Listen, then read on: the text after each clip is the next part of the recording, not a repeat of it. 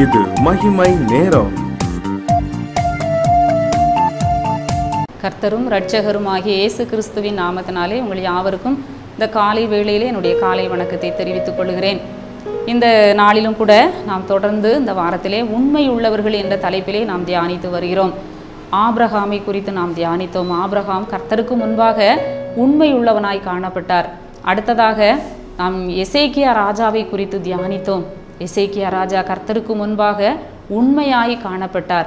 அடுத்ததாக தாவீது ராஜாவை குறித்து நாம் தியானித்தோம். தாவீது ராஜா கர்த்தருக்கு முன்பாக அவர் உண்மையாய் அவர் நடந்தார், உண்மையுள்ள இருதயத்தோடு நடந்தார் என்று சொல்லி நாம் தியானித்தோம். இந்த நாளிலே நாம் பவுலை குறித்து நாம் தியானிக்க இருக்கிறோம். பவுல் எப்படி ஒரு உண்மையுள்ள மனிதராய் காணப்பட்டார் என்று சொல்லி நான் பார்க்கிற பொழுது 1 தீமோத்தேயு 1ஆம் அதிகாரம் 12ஆம் வசனத்திலே, என்னை பலப்படுத்துகிற நம்முடைய கர்த்தராகிய இயேசு கிறிஸ்து என்னை உண்மையுள்ளவன் என்று எண்ணி இந்த ஊழியத்திற்கு ஏற்படுத்தினபடியால் அவரை ஸ்தோத்தரிக்கிறேன். என்னை பலப்படுத்துகிற நம்முடைய கர்த்தராகிய இயேசு கிறிஸ்து என்னை உண்மையுள்ளவன் என்று எண்ணி இந்த ஊழியத்திற்கு ஏற்படுத்தினபடியால் அவரை ஸ்தோத்தரிக்கிறேன். பவுல் சொல்லுகிறார், கர்த்தர் என்னை உண்மை உள்ளவன் என்று எண்ணி என்னை இந்த ஊழியத்திற்கு ஏற்படுத்தினார். இந்த நாளிலே நாம் ஊழியம் செய்வதிலே நாம் உண்மையாக இருக்க வேண்டும் என்று சொல்லி நாம் தியானிக்க இருக்கிறோம். பவுலை கர்த்தர் எதற்காக தெரிந்து கொண்டார் என்று சொல்லி நாம் பார்ப்பதற்கு முன்பாக, கர்த்தர் அவரை தெரிந்து கொள்வதற்கு முன்பாக அவருடைய வாழ்க்கை எப்படி இருந்தது என்று நாம் அறிந்திருக்கிறோம். அடுத்த வசனத்திலே நாம் பார்க்கிறோம், முன்னே நான் தூஷிக்கிறவனும் துன்பப்படுத்துகிறவனும் கொடுமை செய்கிறவனுமாய் இருந்தேன். முன்னே ஆண்டவர் என்னை தெரிந்து கொள்வதற்கு முன்பாக நான் எப்படிப்பட்டவனாக இருந்தேன்? நான் தூஷிக்கிறவனாக, துன்பப்படுத்துகிறவனாக, கொடுமை செய்கிறவனாக இருந்தேன். அப்படி இருந்தும் நான் அறியாமல் அவிசுவாசத்தினாலே அப்படி செய்தபடியினால் இரக்கம் பெற்றேன். நான் அவரை அறிவதற்கு முன்பாக நான் இப்படிப்பட்டவனாக இருந்தேன். அவரை அறிந்து கொள்வதற்கு முன்பாக நான் அறியாமையினாலே நான் இந்த தவறை செய்தேன். நான் அறியாமையினாலே அவிசுவாசத்தினாலே செய்தபடியினால் நான் இரக்கம் பெற்றேன் என்று சொல்லுகிறார். அதனால தான் ஆண்டவர் என்னை நம்பி, நான் உண்மை உள்ளவன் என்று நம்பி என் கையில் இந்த ஊழியத்தை ஒப்பு கொடுத்தார் என்று சொல்லுகிறார். நாமும் கூட பல்வேறு விதத்திலே நாம் ஆண்டவருக்கு ஊழியம் செய்யலாம். ஆண்டவர் ஏதோ ஒரு ஊழியத்தை நம்முடைய கையிலே கொடுத்திருக்கலாம். ஒரு சின்ன ஊழியமாக இருந்தாலும், பெரிய ஊழியமாக இருந்தாலும், ஒரு சின்ன பொறுப்பாக இருந்தாலும், ஒரு சின்ன பதவியாக இருந்தாலும், அதிலே நாம் என்ன செய்ய வேண்டும்? உண்மையாக இருக்க வேண்டும் என்று சொல்லி விரும்புகிறார். பவுல் சொல்லுகிறார், என்னை உண்மையுள்ளவன் என்று எண்ணி இந்த ஊழியத்தை எனக்கு கொடுத்தார். நாம சொல்ல முடியுமா? ஆண்டவர் என்னை உண்மை உள்ளவள் என்று எண்ணி எனக்கு இந்த ஊழியத்தை கொடுத்தார். ஆண்டவர் என்னை உண்மை உள்ளவள் என்று எண்ணி எனக்கு இந்த வேலையை கொடுத்தார், இந்த பொறுப்பை கொடுத்தார் என்று நாம் சொல்ல முடியுமா? நமக்கென்று ஆண்டவர் குடும்பத்தை கொடுத்திருக்கிறார். கணவன் என்கிற ஒரு அந்தஸ்தை கொடுத்திருக்கிறார். மனைவி என்கிற ஒரு அந்தஸ்தை கொடுத்திருக்கிறார். பிள்ளைகள் என்ற ஒரு அந்தஸ்தை கொடுத்திருக்கிறார். நாம் உண்மை உள்ளவர்களாய் காணப்பட வேண்டும். நம்முடைய பெற்றோருக்கு பிள்ளைகள் உண்மை உள்ளவர்களாய் காணப்பட வேண்டும். கணவனுக்கு மனைவி உண்மை உள்ளவளாய் காணப்பட வேண்டும். மனைவிக்கு கணவன் உண்மை உள்ளவர்களாய் காணப்பட வேண்டும். நம்முடைய மேலான அதிகாரிகளுக்கு, நமக்கு வேலை கொடுத்து நம்மை ஆதரிக்கிற நிர்வாகத்துக்கு, அந்த கம்பெனிக்கு நாம் உண்மை உள்ளவர்களாய் காணப்பட வேண்டும். இன்னும் கூட அந்த பவுலும் கூட என்ன சொல்லுகிறார்? அவர் என்னை உண்மை உள்ளவன், என்னை நம்பி எனக்கு இந்த ஊழியத்தை கொடுத்திருக்கிறார் என்று சொல்லுகிறார். அந்த கொடுத்த அந்த பொறுப்பை, அந்த பணியை, இந்த ஊழியத்தை கடைசி வரைக்கும் பவுல் செய்து முடித்தார் என்று சொல்லி நாம் வேதத்தின் மூலமாக நாம் அறிந்து கொள்ளுகிறோம். முன்வைத்த காலை அவர் ஒரு நாளும் என்ன செய்யல? பின் வைக்கல. கலப்பையின் மேல் தன் கையை வைத்து பின்னிட்டு பார்க்கிற எவனும் தேவனுடைய ராஜ்யத்துக்கு தகுதி உள்ளவன் அல்ல. கொடுத்த பணியை நாம் உண்மையாய் செய்ய வேண்டும் என்று சொல்லி ஆண்டவர் விரும்புகிறார். ஒவ்வொருவருக்கும் ஆண்டவர் அவர் என்ன செய்கிறார்? நீ உண்மை உள்ளவன் என்று சொல்லி நம்மளை நம்பி சில பொறுப்புகளை ஆண்டவர் நமக்கு கொடுத்திருப்பார். ஒருவேளை அது கடினமாக இருக்கலாம். அந்த பணி, அந்த பொறுப்பு, அந்த ஊழியம் நமக்கு கடினமாக இருக்கலாம். ஆனால் நம்மை நம்பி கொடுத்த ஊழியம் என்று சொல்லி நாம் அதை நினைத்து கொள்ள வேண்டும். கூட கர்த்தருடைய வேலையை அசதியாய் செய்கிறவன் சபிக்கப்பட்டவன். இரத்தம் சிந்தாதபடிக்கு தன் பட்டயத்தை அடக்கி கொள்ளுகிறவன் சபிக்கப்பட்டவன். நமக்கு கொடுத்த வேலையை நம்ம அசதியாய் செய்யக்கூடாது, ஏனோதானோன்னு செய்யக்கூடாது. ஏதோ ஒரு பொறுப்பை கொடுத்துருக்காங்க, நம்மளை நம்பி அவங்க உண்மையாக செய்வாங்கன்னு சொல்லி நமக்கு ஒரு பொறுப்பை கொடுத்துருக்கலாம். நம்ம அதை அசட்டை பண்ணக்கூடாது, நம்ம அதை ஏனோ தானோன்னு நினைக்கக்கூடாது.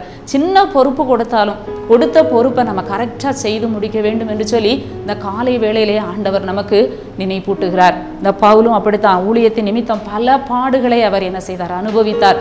ஆனாலும் அவரை நான் தெரிந்து கொண்ட பாத்திரம், நம்ம அப்போஸ்தலர்ல 9ஆம் அதிகாரத்தில் வாசிக்கிறோம், நான் தெரிந்து கொண்ட பாத்திரம், என் நாமத்திற்காக நீ எவ்வளவு பாடுபட வேண்டும் என்று சொல்லி நான் தெரிந்து கொண்ட பாத்திரம், நான் உன்னை உண்மையுள்ளவன் என்று நம்பி நான் இந்த ஊழியத்திற்கு உன்னை தெரிந்து கொண்டேன் என்று சொல்லி ஆண்டவர் சொல்லுகிறார்.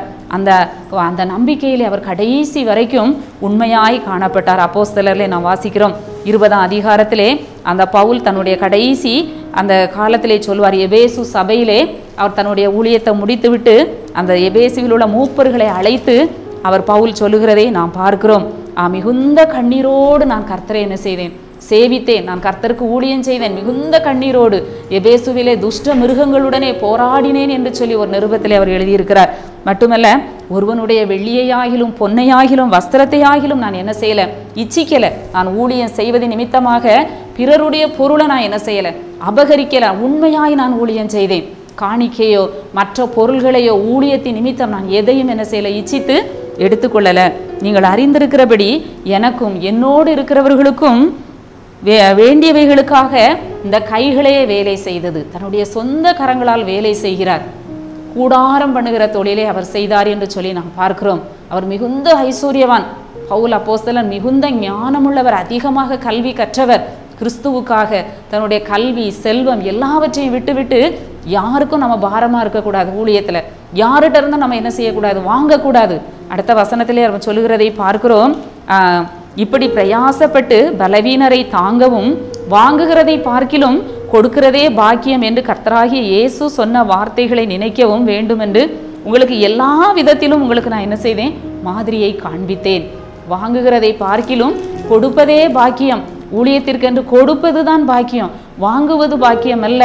காணிக்கை என்று சொல்லி மக்களை கஷ்டப்படுத்தி அவர் என்ன செய்யல, வாங்கல. உண்மையாய் என்ன செய்தார், தான் வேலை செய்து தன்னுடைய கைகளால் நலமான வேலை செய்துதான் பிரயாசப்பட்டு அவர் என்ன செய்தார், அந்த ஊழியத்தை செய்தார் என்று சொல்லி நாம் பார்க்கிறோம். எல்லா விதத்திலும் கர்த்தருக்கு உண்மையாக நடந்தார். ஒரே ஒரு அவருடைய மனதில் எண்ணம், என்னை உண்மையுள்ளவன் என்று எண்ணி இந்த ஊழியத்தை என் கையிலே ஒப்பு கொடுத்தார். நான் அதை கடைசி வரை என்ன செய்வேன், நிறைவேற்றுவேன் என்று சொல்லி நிறைவேற்றினார். நான் நல்ல போராட்டத்தை போராடினேன், ஓட்டத்தை முடித்தேன், விசுவாசத்தை காத்து கொண்டேன். இதனால எனக்கு என்ன பரிசு, உண்மையுள்ள மனுஷன் பரிபூரண ஆசீர்வாதங்களை பெற்றுக்கொள்வான். அதுக்கு என்ன, அவருக்கு அந்த உண்மையாய் ஊழியம் செய்ததனால் அவருக்கு என்ன ஆசீர்வாதம் கிடைத்தது, நீதியின் கிரீடம் எனக்காக வைக்கப்பட்டிருக்கிறது. நீதியுள்ள நியாயாதிபதி அந்நாளிலே அதை எனக்கு தந்தருள்வார். நாமும் கூட ஒவ்வொரு நாளும் அதை நினைத்து பார்க்க வேண்டும்.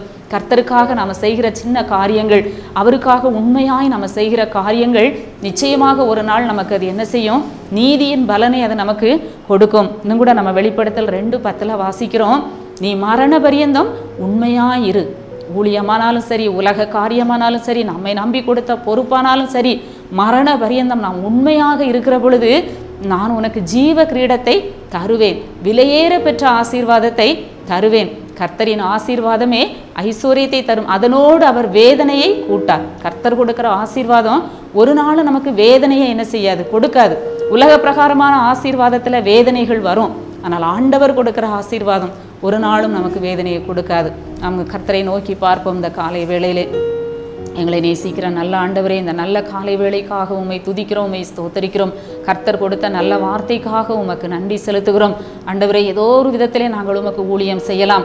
ஆண்டவரே, நாங்கள் உலக காரியத்தை நாங்கள் செய்யலாம். எல்லாவற்றிலும் நாங்கள் எங்களை உண்மையுள்ளவர்கள் என்று எண்ணி கர்த்தர் எங்களுக்கு கொடுத்த ஊழியத்திலே, பொறுப்பிலே நாங்கள் அதை ஜாக்கிரதையாய் செய்து முடிக்க உதவி செய்யும். மீட்பர் இயேசு கிறிஸ்துவின் மூலம் ஜெபிக்கிறோம் நல்ல பிதாவே, ஆமென்.